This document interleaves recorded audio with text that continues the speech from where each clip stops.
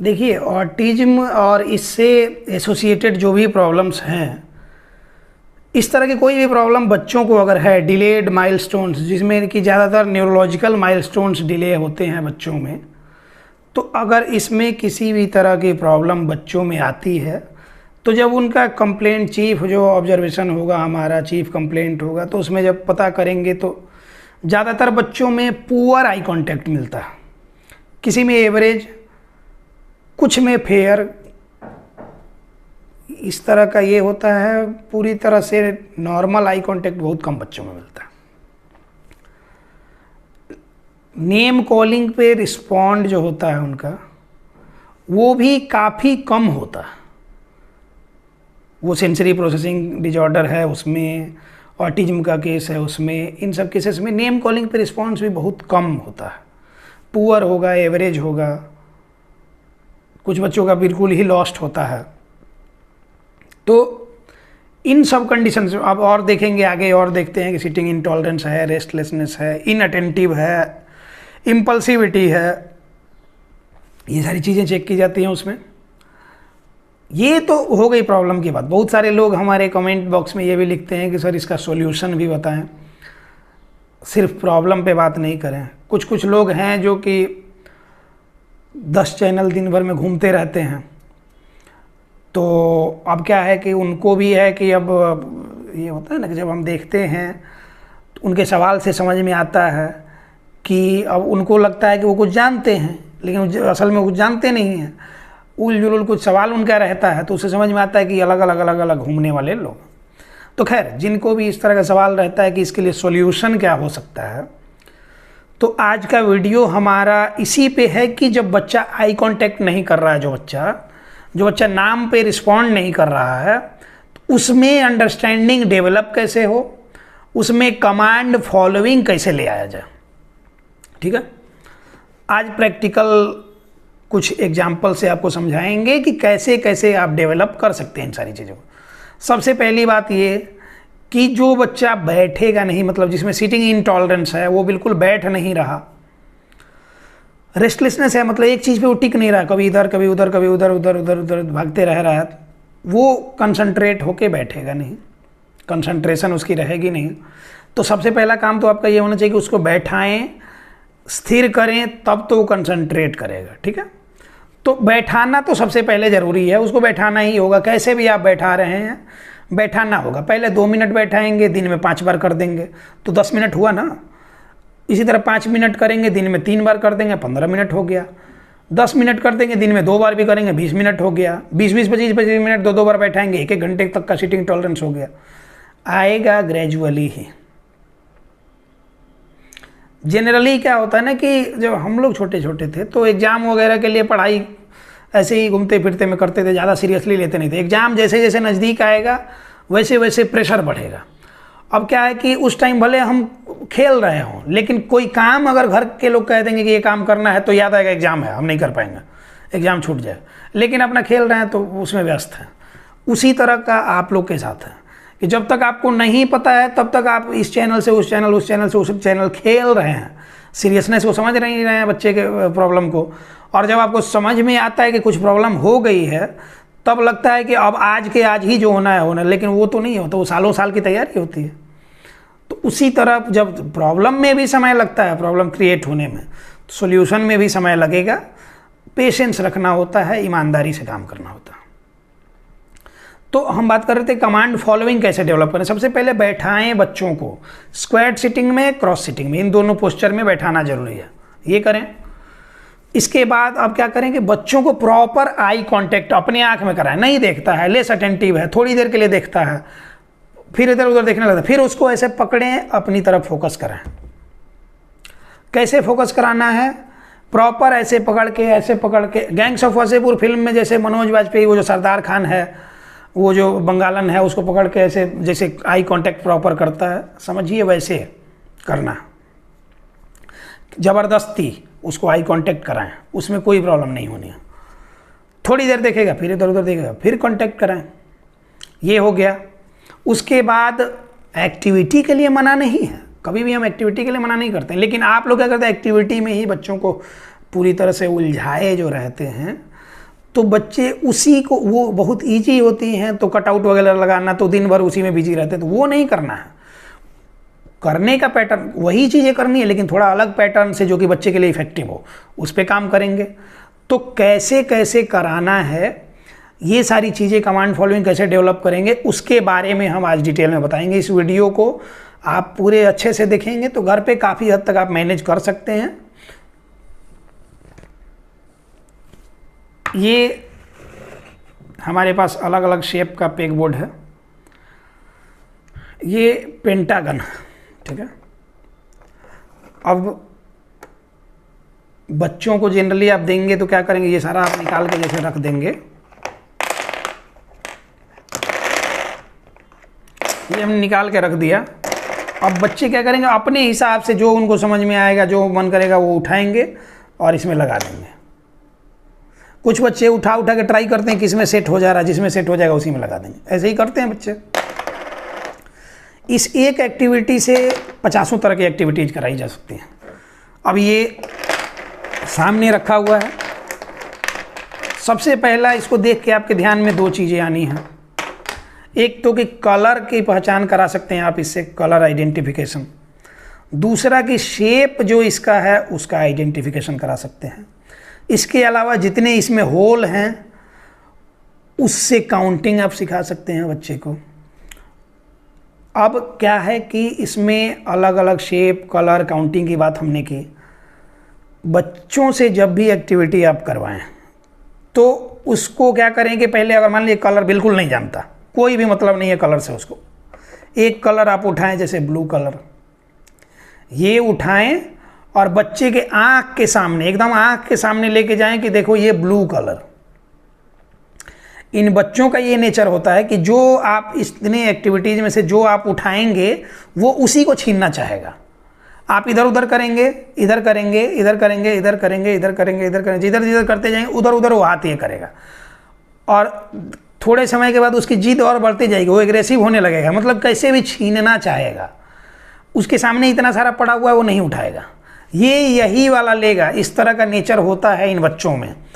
तो इसलिए ये हमारे लिए बेनिफिशियल भी है कि जब यही लेना चाहेगा तो बार बार हम क्या करेंगे, थोड़ा ऊपर करेंगे तो उधर देखेगा, थोड़ा इधर करेंगे इधर देखेगा, थोड़ा नीचे कर देंगे इधर देखेगा, क्या करेंगे हाथ पे लेकर रख देंगे, उसको लगेगा हाथ पे तो आएगा, जैसे पकड़ना चाहेगा फिर हम इधर ले आ देंगे, ऐसे पकड़ना चाहेगा फिर इधर ले आ देंगे। मतलब कि थोड़ा थोड़ा घुमाएंगे उसको, तो जिधर जिधर जिधर जिधर जिधर जिधर ये जाएगा उधर उधर वो प्रॉपर आई कांटेक्ट भी करेगा और प्रॉपर उसको और पाने की इच्छा बढ़ते जाएगी ना, तो वो प्रॉपर वो एक कमांड आप दे रहे हैं, इधर इधर इधर इधर प्रॉपर उसका एक ये हो रहा है, सबूर वो देख रहा है, प्रॉपर कोऑर्डिनेट कर रहा है सिचुएशन से। तो ये सारी चीज़ें, ये न्यूरो डेवलपमेंट थेरेपी का ही पार्ट है, ये न्यूरो डेवलपमेंट हो रहा है, वो कमांड फॉलोइंग भी कर रहा है।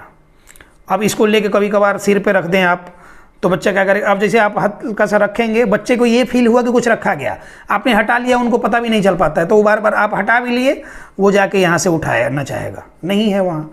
कभी कभी कपड़े में हम डाल देते हैं, बताते हैं कि कपड़े में आप डाल दीजिए, बच्चे उधर से ढूंढ के निकालेंगे, थोड़ा उनको अजीब सा लगेगा, वो उधर से ढूंढ के निकालेंगे फिर से लगाएंगे। ये तो हो गई एक कलर। अब कलर की पहचान बच्चे को नहीं है, आप दिन में उसको 10 बार बोलिए कि ये ब्लू कलर है, वो पहचानता है नहीं पहचानता कोई बात नहीं, ब्लू कलर। अब शेप बताएंगे तो सर्कुलर शेप, सर्कल है तो सर्कुलर शेप है, सर्कल है, ये बच्चे को आप बोलें।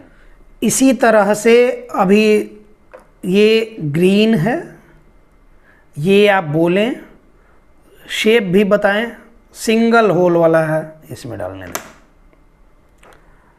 ये अभी देखिए ये ऑरेंज कलर आ गया, पहले इधर उधर घुमाएंगे, बच्चे को थोड़ा परेशान करेंगे, इरिटेट होकर जब वो छोड़ देगा तब उसके हाथ में दे देंगे, अब बोलेंगे लगाने के लिए। तो ये अब शेप इसका रेक्टेंगुलर शेप है, डबल होल है, डबल ये में जाएगा ये। इसी तरह से ये पेंटागन है, ऑरेंज कलर का है, ये बताएंगे, उसके बाद बताएंगे कि कहाँ लगेगा, इसमें ये करें।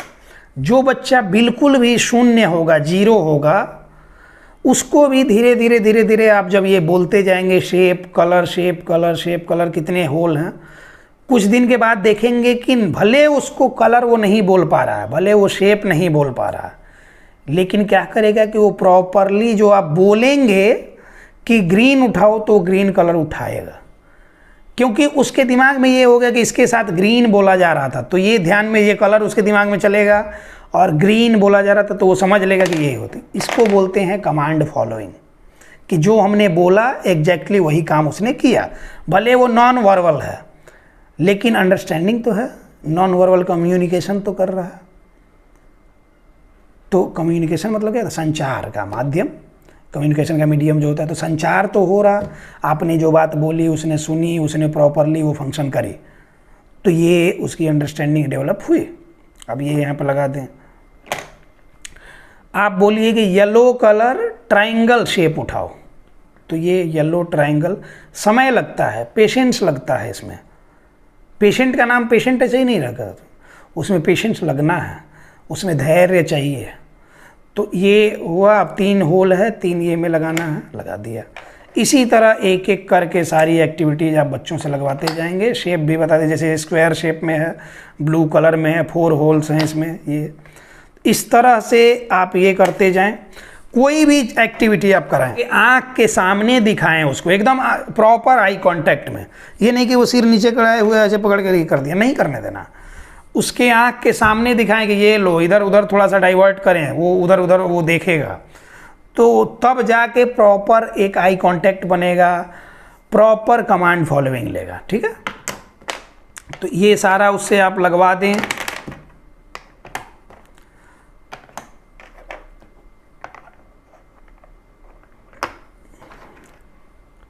डिफरेंट शेप्स, डिफरेंट कलर्स इसमें आ गए। ये मुश्किल से 10 से 15 दिन आप कराएंगे, उसके बाद अपने आप देखेंगे कि काफ़ी अच्छा इसको परफॉर्म कर ले रहा है बच्चा, ये एक्टिविटी। ये तो हो गई कमांड फॉलोइंग पे हमने बात किया। तो ये एक तरह से ये शेप, एक्टिविटीज़, इन सब का कमांड फॉलोइंग लेना, इन सब को कैसे यूज करना है, इन सब चीज़ों पे काम करना हो गया। अब बात करते हैं कि कमांड फॉलोइंग में एक ज़रूरी चीज़ और आती है।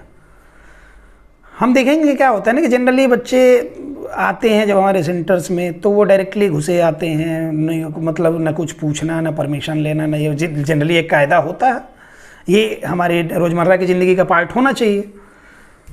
तो ये सारी चीज़ें सिखाने के लिए सबसे पहले क्या करना होता है ना, बच्चे को सबसे पहले, जैसे हाई फाइव हम लोग करते हैं कि हाई फाइव, हाय हेलो जो करते हैं, ये एक हमारा गेस्चर होना चाहिए। ये बच्चे को भी सिखाना चाहिए कि जैसे कि हाई फाइव तो जनरली बच्चे करते हैं, हाई फाइव किया जाएगा तो उधर से भी वो करेगा, ये भी एक कमांड फॉलोइंग है।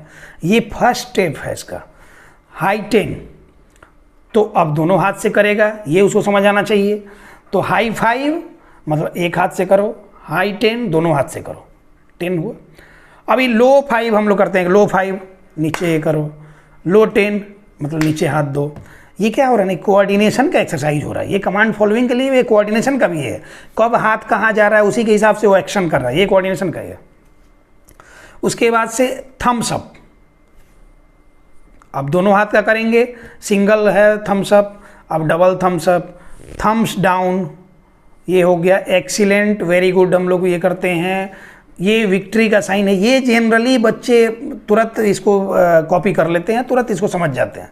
तो ये चीज़ें सिखाएं।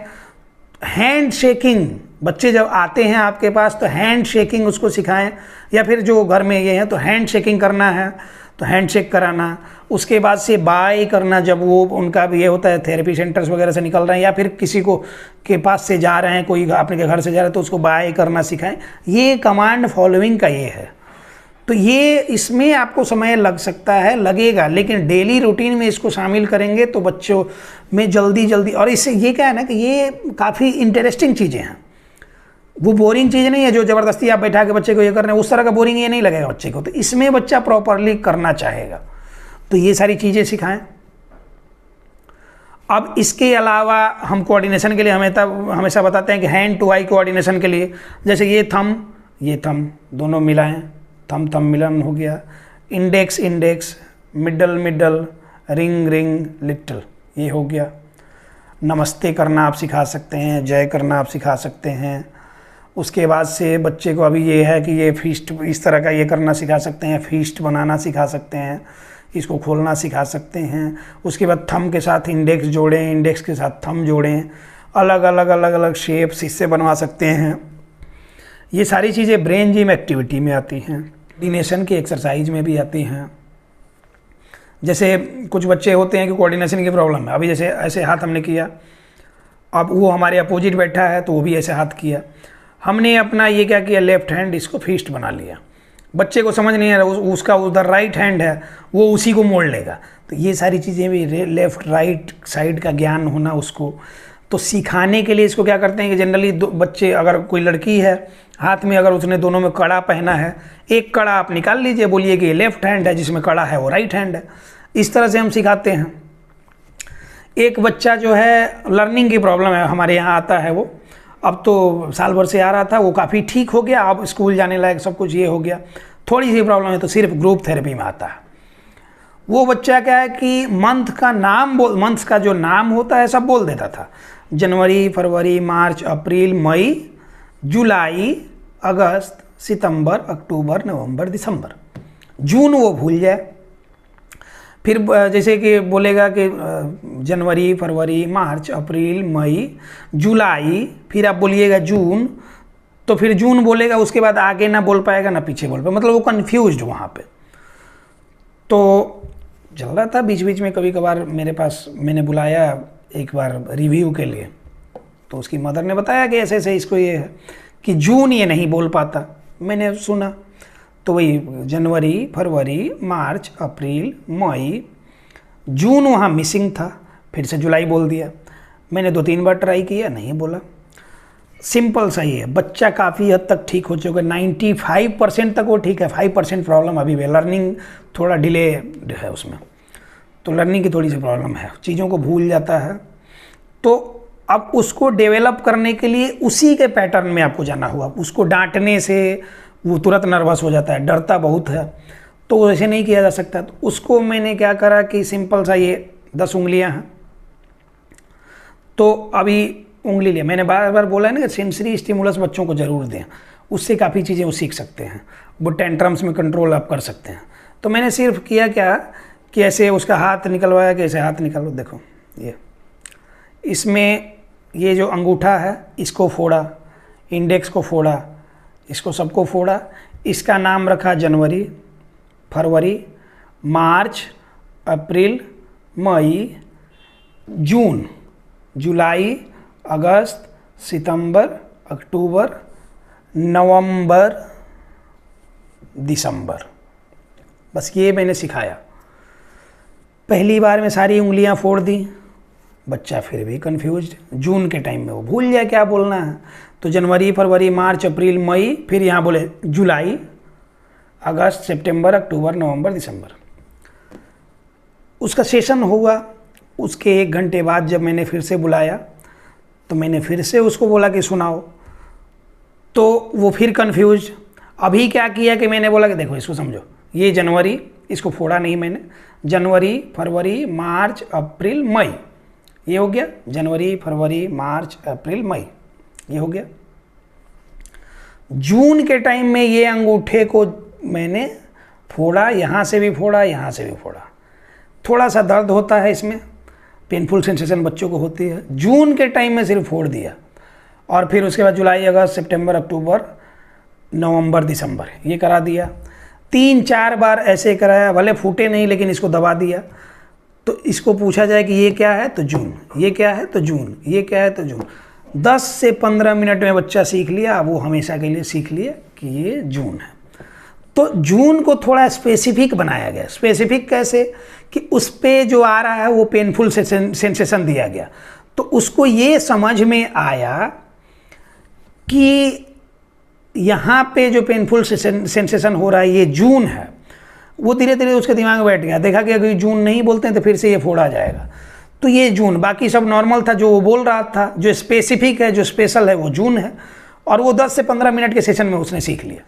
तो ये सारी चीज़ें होती हैं। जैसे एक कहावत है, एक कहानी है कि एक राजा, पहले होता था लोकोक्ति नहीं, दंत कथाएं जो होती हैं सदियों से चले आ रही हैं, एक जनरेशन से दूसरे जनरेशन तीसरी जनरेशन, तो गांव में हम लोग सुनते थे कि एक कोई राजा था, थोड़ा सनकी टाइप होता था। राजा लोग को ऐसे बताया जाता है कि उन लोग को जुनून से होता था, जो उसको कमी ही नहीं है कुछ की। तो उसको था कि मतलब वो एक बकरी कहीं से मंगवाया और बोला क्या कि इस बकरी को पूरे राज्य में कोई भी ऐसा आदमी जो है, अगर इस बकरी को पूरा पेट भर खाना खिला दिया तो हम उसको आधा राजपाट अपना दे देंगे। आधी समझ थी, सूझबूझ थी, सब लोग अपना अपना कारनामा दिखाए। बकरी को दिन भर ये खिलाए, वो खिलाए, वो खिलाए, वो खिलाए, और जब शाम को लेके जाएं वहाँ पे तो राजा सिर्फ क्या करे, थोड़ा सा घास, हरा घास ला के उसके सामने डाल दे, बकरी चट कर जाए उसको। तो बोले कि अगर इसका पेट भरा रहता तो ये खाती ही नहीं। तो एक किसान था, वो बहुत दिन से ये खेल के बारे में सुन रहा था। राज्य छोटा तो होता नहीं है, छोटे लोग की पहुंच तुरंत वहाँ होती नहीं है। तो उसने फरमान भिजवाया, दरबार लोग से कहा कि हम राजा से मिलना चाहते हैं और हम उनकी बकरी को क्या है कि पूरी तरह से मतलब उसका पेट भर देंगे। तो हुआ कि भाई चलो ठीक है, तुमको भी देख लिया जाए, एक से एक धुरंधर लोग आए, वो तो नहीं कर पाए, तुम कर लो। लेके गया, वो बोला कि हमको ये बकरी 10 से 15 दिन के लिए आप हमको दे दीजिए। तो राजा बोला कि ठीक है। बोला 10-15 दिन के बाद हम जब लेके आएंगे इसका पेट पूरी तरह से भरा रहेगा। बोला कि ठीक। लेके गया वो, और वहाँ पे अपने घर लेके गया। वो क्या करे कि उसको खाना खिलाए, खाना वो आराम से खाए, मतलब उसका जो भी ये होता है। उसके बाद उसके सामने ले आके डाले हरा घास, पेट पूरा भर के दे दे, हरा घास ले आके डाले। जैसे ही हरा घास वो खाने जाए, एक डंडा लिए उसको मारे, एक डंडा। अब बकरी भाग जाए, नहीं खाए डर से। ऐसे ही कर करके 10 से 15 दिन जैसे हरा घास लाए, उधर दौड़ के जाए तो तुरंत एक डंडा पड़े, फिर भाग जाए। 10-15 दिन जब लगातार इस तरह हुआ तो उसके बाद क्या हुआ ना कि अब बकरी को ये समझ में आ गया कि ये हरा घास ही डंडे की जड़ है। तो अब क्या करे कि जब उसको डाला, देखा कि बकरी जैसे ही हरा घास आ रहा है, हरा घास देख के ही दौड़ के भाग रही, मतलब इधर मुंह कर ही नहीं रहे।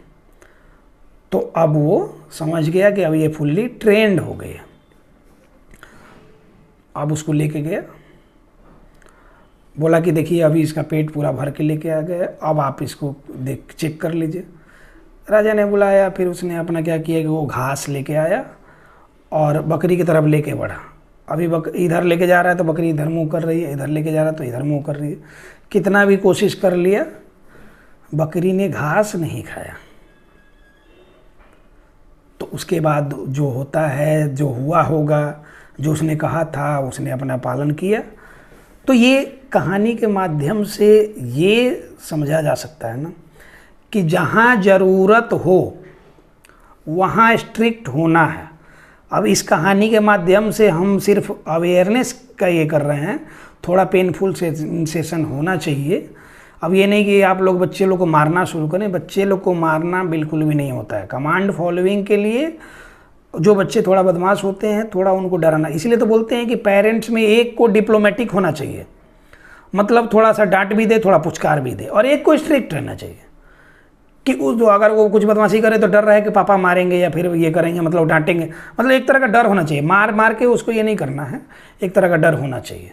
तो जो मैंने वो बताया कि जो उसको पेनफुल सेंसेशन दिया और उस पर उसको दिमाग खुल गया, तो कभी कभार क्या होता है ना कि कुछ पेनफुल सेंसेशन हमारा दिमाग खोल देता है।